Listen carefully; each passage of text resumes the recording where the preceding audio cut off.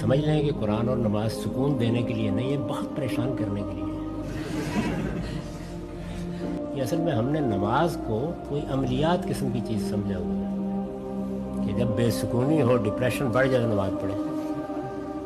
یہ بات ٹھیک نہیں۔ اور اسی طرح نماز کے بارے میں بھی یہ سمجھ لیں کہ جو 5 وقتہ نماز ہے جو ہم پر فرض کی گئی ہے وہ اصلاً حاضری ہے۔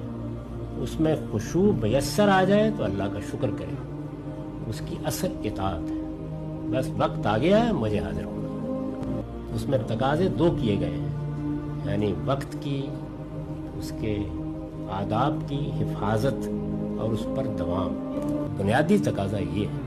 اس کے بعد خشوع پیدا ہو، اللہ کے ذکر زیادہ سے زیادہ آپ کریں، بہت دل لگنے لگ جائے، تو یہ چیزیں جو ہیں کبھی میسر آتی ہیں، کبھی میسر نہیں آتی۔ ان کو مسئلہ نہیں بنانا چاہیے۔ آپ کو بلا لیا